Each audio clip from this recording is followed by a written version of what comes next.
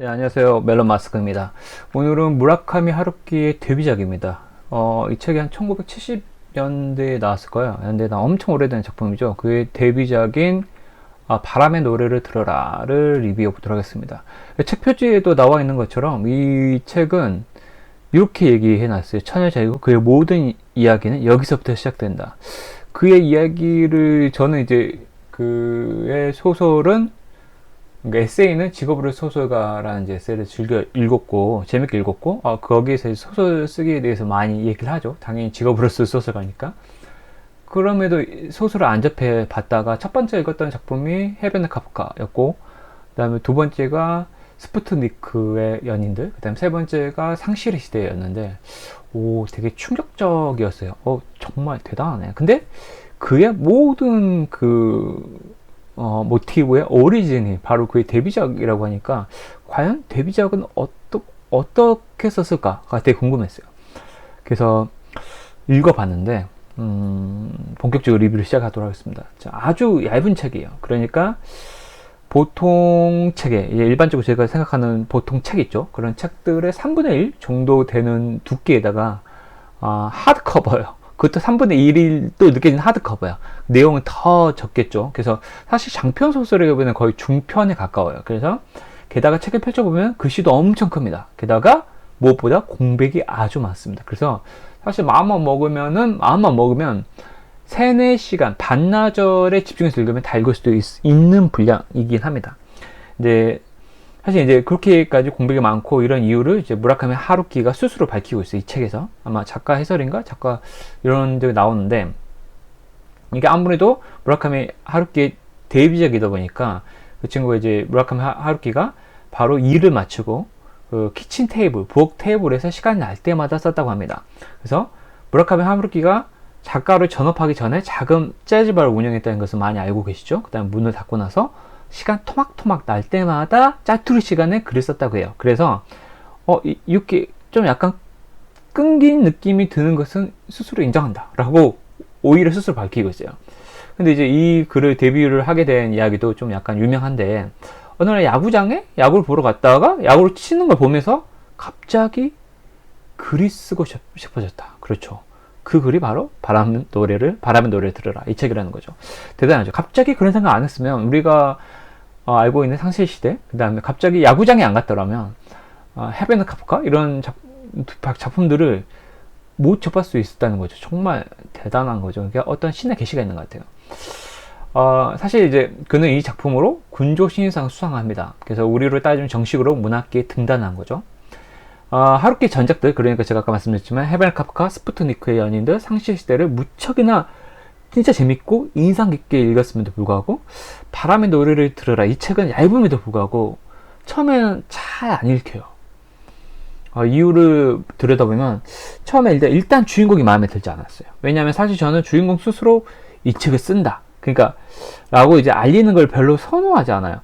이유는 뭔지 모르겠는데 어떤 느낌일까. 글을 쓰는 사람은 자신이 글을 쓰고 있는 것 사실을 독자들에게 철저하게 숨겨야만 독자들이 그 작품에 온전히 몰입할 수 있다라고 하는 어떤 그런 강박감 같은 걸 좀 있는 것 같아요. 저 혼자만 약간 선호이겠지만 그래도 거기서부터 턱하니 읽기 싫은 거예요. 그래서 그 다음에 게다가 또 다른 주인공 쥐가 나와요. 쥐가 이제 그의 작품 그 하루키 3부작이라 해가지고 뭐지 1973년에 핀볼, 그 다음에 양을 쫓는 모험 이런 거에 다 나오거든요. 그래서 일단은 저는 그 1973년에 핀볼까지 읽었어요. 근데 리뷰는 나중에 또 남겨드릴게요. 거기도 이제 쥐가 나와요.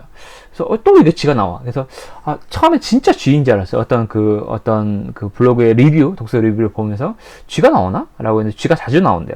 진짜 쥐인 줄 알았는데 사실은 사람이에요. 사람을 의인화해가지고, 그러니까 쥐를 의인화해서 사람이에요. 그냥 사람이에요. 사람인데 그냥 닉네임이 쥐인 것 같아요. 그래서 글을 일컬어서 쥐라고 불러요. 왜 쥐라고 하는지는 잘 몰라요. 소설을 다 읽고 나서. 게다가 저는 1973년에 핀볼의 쥐가 또 나오는데 거기서도 다 읽고 났는데도, 게다가 작품 소설 뒤에 덧붙여진 작품 해설 다 읽고 나서도 전혀 모르겠어요. 왜인지. 그 이유가 안 나오거든요. 일본 문화에 기인하는 건지 아니면 하루키 자신의 특정한 어떤 경험에서 기인하는 건지 알 수가 없습니다. 어찌됐든 쥐라는 형상이 뭐 그 좋아하는 사람 별로 없을 것 같아요. 그래서 그다지 마음이 끄는 것이 아니라서 소설을 또 읽기가 좀 버거웠죠. 근데 이제 지금 돌이켜 생각해보면 달고 나서 하루키 소설 자체의 특성인 것 같아요. 이게 뭐냐면 처음에 버거운 거, 사실 그 유명한 상실의 시대를 읽을 때도 그랬고 헤베나 카프카 정말 재밌게 읽었거든요. 그런데 또 그랬어요. 뭐냐면 솔직히 이제 헤베나 카프카는 제가 처음 접한, 아까 말했으면 하루키의 첫 번째 소설인데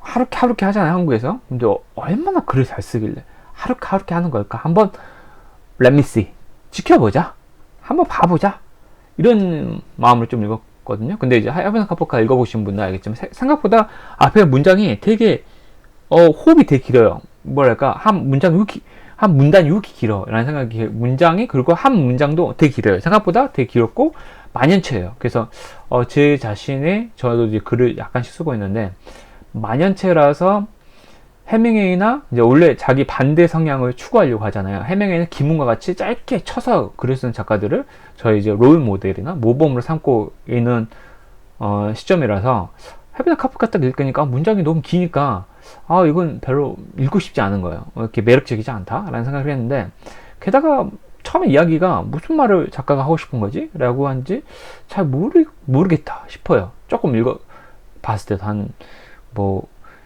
10분의 1, 10%, 20% 이렇게 읽을 때까지. 근데 그걸 꼭 참고 읽어 나가면, 굳이 제가 이제 책을 다 읽고 하루키 책을 한 4권, 5권 다 읽고 나서 수치적으로 평균을 내보면 약 3분의 1 지점은 딱 넘어가게 되면 전체에서 하루키의 책 속에 진짜 걷잡을 수 없이 빨리 득음합니다. 마치 우리가 어렸을 때 드래곤볼, 다음 편 어떻게 되지? 슬램덩크, 다음 편 어떻게 돼? 그 만화책 같이 그런 기다리는 심정이랄까, 진짜 그런 생각 들어요. 그 정도로 재밌어요. 우와, 너무 궁금한 거야. 그래서 출근했는데 일이 손에 안 잡혀. 빨리 퇴근해가지고 책을 읽고 싶은 거예요. 진짜 그 정도예요. 게다가 이제는 제가 얕보았던 헤베나 카프카 시절에 그의 문장력이 보이기 시작하는 거예요. 물론 이제 제가 봤을 때 헤베나 카프카에서 왜 그의 문장력이 다 읽고 나는데 왜 돋보이지 않았을까라고 생각해보면, 뭐 번역의 문제도 있겠지만 사실은 헤베나 카프카가 생각보다 엄청나게 하루키의 과감한 상상력, 압도적이거든요. 상상력이 어떻게 이런 생각하지? 그래서 압도되어서 그의 문장을 볼 겨를이 없다 그럴까? 그러니까 어떤 상상력보다는 그가 그려낸 이미지, 이런 게 너무 압도적이에요. 와, 어떻게 이런 그 이미지에 함몰됐다고 그럴까? 그래서 문장을 볼 겨를, 생각조차 두지 않는다. 그럼 대단한 거죠. 대단합니다. 오히려 그 문장보다는 그 남녀 주인공들이 나와가지고 서로 대화하는 게 너무 맛깔스러운 거. 어떻게 이런 대화를 하지? 심지어 어떤 생각이 했냐면, 어떤 여자가, 제가 알고 있는 살아있는 여자가 이런 대사를 치면 난 이 여자랑 단번에 사랑에 빠질 것 같다는 생각을 진짜 했었어요. 그 정도로, 아니 어떻게 이런 말을 할까, 그 화자들이. 이게 되게 대단했다. 그러니까 그 문장보다는 그 생각에 함몰된다, 이런 거예요. 하루키가 만들어낸 소재, 이야기, 그 다음에 그 생각, 이런 거에 함몰돼 버려요. 대단합니다. 그래서 근데 또 상실 시대도 비슷한 경험을 해요. 물론 사실 상실 시대는 헤베나 카프카와 아주 결이 다른 소설이에요. 아까 말씀드렸지만 헤베나 카프카는 마치 프로이트, 지금도 프로이트 아시죠? 프로이트가 말한 무의식의 세계를 경험하고 있는 것 같은 느낌? 그래서 주인공이 지금 실제로 꿈속에 있는 건지 현실 속에 있는 건지, 아니면 그 경계가 사실 살아간다는 게 그 경계가 애매한 시점에 살고 있는지, 우리는 꿈도 아니고 현실도 아닌 세상을 살고 있는 거다 라고 하는 게 모르겠어요. 우리가 진짜 자게 되면 그게 현실, 또 다른 세계에서 현실일 수도 있잖아요. 그거를 말하고 싶은 건지 하여튼 재밌었어요. 그래서 그런데 상실 시대는 사실 냉정하게 얘기하면 제가 말하는 거 같고, 사실 여기가 현실이죠. 아시잖아요. 근데 상실 시대는 제목 그대로 상실한 현실을 냉정하게 비춰줍니다. 물론 몇 가지 장치들, 즉 산속에 되게 세상과 동떨어진 일종의 요양병원 같은 데가 있어요. 물론 이제 거기에 살고 있는 사람들은 병원이라고 하지 않아요. 근데 이제 저는 아직 1Q84를 안 읽었는데, 1Q84는 또 원소로 읽고 있어요. 생각이 더딘데, 제가 듣기로는 이제 리뷰 같은 거 먼저 봤거든요. 일큐파사에서 어떤 커뮤니티, 가상의 그 사실 어떤 공산주의적인 어떤 커뮤니티가 나오는데, 그거에 아까 모태가 되지 않았을까라고 저는 짐작을 해요. 일큐파사 다 읽고 나서 다시 한번 리뷰해 드릴게요. 근데 이제 그런 상식시에도 그런 커뮤니티, 어떤 요양병원이라는 공간이 나오는데, 그 세계가 약간 무의식의 세계를 상정한 듯한 느낌을 줘요. 그래서 어떤 소재로 인해서 대단히 현실적인 그러니까 소설인데, 거기서 나오는 요양병원이나 어떤 산속에 동떨어진 어떤 공간을 통해서 어떤 무의식의 세계를 그리는 듯한 효과를 부여하고 있지만 대단히 현실적인 소설입니다.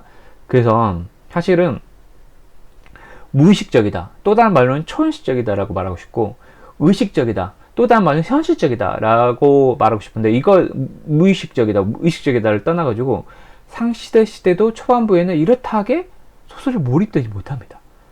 그런데 또 그 역경이랄까요, 그 실현일까요, 그거를 3분의 1만 이겨내면은 정말이지 무시무시하게 짜릿한 경험을 하게 됩니다. 독서 체험. 나는 독서로 삘 받아본 적이 없는데, 감동 받아본 적이 없는데, 이런 사람들은 정말 강추를 해요. 이거 어떤 느낌이랄까, 이게 제가 굳이 언어로 되게 표현하기 어렵다고, 언어 도단이라고 그러나요? 언어로 형용하기 어려운 걸. 근데 그걸 뭐라고 할까? 이거 난 어떤 느낌? 이거 그냥 내 생활인데? 무슨 말, 아니면, 이거 내 내면을 그대로 그리는 것 같은데? 이런 기분이 들게 돼요. 사실 저는 무라카미 하루키를 개인적으로 이렇게 정의하고 싶어요. 어떤 작가냐? 별것도 아닌 일상을 특별하게 만드는 작가. 진짜. 사실 상실의 시대도 실은 대학생인 주인공이 별것도 아닌 수업을 듣다가, 별것도 아닌 밥을 먹다가 여주 주인공과 만나 별것도 아닌 이야기를 나눠요. 다른 소설들처럼 주인공이 아주 잘생겼거나 특별한 재능이 있지도 않아요. 뭐 천재 의사 나오고 천재 과학자 나오고 수수 미친듯이 잘하고 그러잖아요. 그런 거 없어요. 아주 힘이 세거나 그런 게 나오는데, 그런 건 없어요. 그저 그 또래의 사람들처럼 현실에 대해 고민하고, 또 대학생이니까 섹스를 하고 싶어하고, 기회가 된다면 또 자연스럽게 섹스를 하고 그래요. 우리는 슈퍼맨처럼 힘이 세야만, 그리고 배트맨처럼 정의에 대한 사명감을 투철해야만 어떤 주인공이 될 수 있다고 생각을 하죠. 그게 우리가 어렸을 때 봐왔던 영화 속, 소설 속, 그다음 만화 속의 주인공이 다들 그랬으니까요. 그런데 하루키의 소설이죠? 속의 주인공은 바로 나입니다. 바로 여러분이에요. 나와 하나도 다르지 않아요. 그래서 깜짝 놀라요.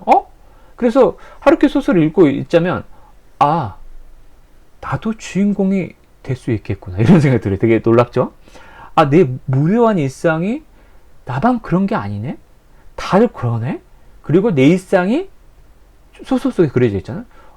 이렇게 특별하게 할 수도 있겠구나 라는 일종의 힐링이라고 할까요? 뭐라 할까요? 카타르시스는 아닌데, 내 이야기가 특별할 수 있겠구나, 특별한 거였구나 라는 깨달음을 준다 그럴까? 되게 약간 놀라워요. 그래서 근데 저는 이제 글을 쓰고 있다고 그랬잖아요. 그래서 감히 나도 이런 소설을 쓸 수가 있겠구나 라고 하는, 나도 이 정도는 쓸 수 있어 라는 무모한 자신감마저 넣어줘요. 특히 무슨 얘기냐면, 특히나 하루키의 이 데뷔작이 바람의 노래를 들으라만 딱 읽고 나면 정말 무모함이 끝이 납니다. 물론 저는 참고로 그 후에 다른 작품들을 먼저 읽었죠. 되게 유명한 헤베나 카프카, 상실의 시대나 이런 작품들을 먼저 읽어서, 사실 그 작품들 읽으면 그 자신감이 옅어지게 돼요. 근데 만약에 여러분이 무라카미 하루키의 소설을 바람의 노래를 들으라를 먼저 읽었다 그러면, 이거 나도 쓸 수 있겠는데? 라는 생각이 진짜 들어요. 근데 나중에 다른 작품도 계속 읽어나가면 그런 생각 들죠. 하루키는 타고났구나 라는 생각이 들게 됩니다. 어찌됐든 저는 이제 최근에, 최근 좀 됐죠? 한 1년 정도 됐나? 근데 여자친구와 이제 이성친구랑 헤어지고 나서 제 블로그에 비공개로 남겨두었던 이별 후의 생각들 있잖아요. 단상들. 되게 우습고 보고 어떻게 보면 창피하고, 그래 블로그에 공개할 수는 없고 어느 공간에 남겨놨죠. 블로그에 공간 남겨놨는데, 스마트폰으로 제가 생각날 때마다 쓰고 그러니까 남겨놨는데, 그거를 긁어모으게 해주는 계기가 된 책이에요. 무슨 얘기냐? 이 단상들을 끌어모아도 하나의 글이 되겠구나. 이게 아까 소도에 맨 처음 밝혀드렸지만 바람 노래를 들으라, 이 책은 되게 끊어지는, 연결되지만 약간 끊어진 느낌 강하거든요. 그래서 제가 어떤 생각, 그래서 제가, 나의 이별 후에, 이별 직후에 단상들이 끊어지지만, 어떻게 보면 이별의 아픔을 계속 간통하고 있거든요. 근데 되게 끊어지고 연속성이 없어 보이는 것들도 하나의 완성된, 이렇게 바람 노래 들으라처럼 중편 소설이 될 수도 있겠구나라는 생각이 진짜 들게 해준 책이에요. 그래서, 그리고 묶어낸 게 이런 거죠. 내 이별 후의 생각들이 나만의 어리광. 나 헤어져가지고 가슴 아파. 위로해줘. 이게 나만의 어리광이 아니고, 이거 내 단상들을 누군가가 읽은다면 지금의 하루키의 소설처럼 위로가 될 수도 있겠구나. 라는 생각이 딱 들었어요. 게다가 오로지 진실만을 얘기하라는 해밍웨이의 조언처럼 어디까지나 그건 진실이었으니까 말이에요. 물론 이거를 소설의 범주로 넣어야 되냐라고 되묻는다면 뭐 사실 에세이에 가깝죠. 그렇지만 좀 창피하니까 소설로 약간 각색을 해서 근데 소설은 어떤 형태로 자기 경험을 녹아 있어야 된다니까 뭐 소설로도 맞는 것 같아요. 소설도 할 수가 있을 것 같고 그래서 저는 감히 이렇게 말하고 싶습니다.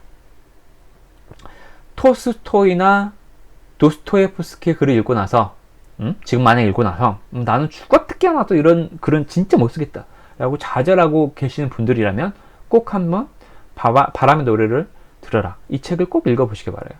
이거는 하루키의 소설을 폄하하는 것이 아니라 진짜 오히려 극찬하는 겁니다. 그리고 무엇보다 자신의 일상이 특별할 것도 없이 별것도 아닌 것 같기만 한 분들은 진짜 반드시 이 바람의 노래를 들어라 읽어보시기 바랍니다. 진짜로. 당신의 인생은 반짝반짝 빛나는 별입니다. 한 편의 소설이 되어도 무방할 만큼. 네, 오늘도 여기까지 들으신 여러분 정말 감사하고 행복하시기 바랍니다. 감사합니다.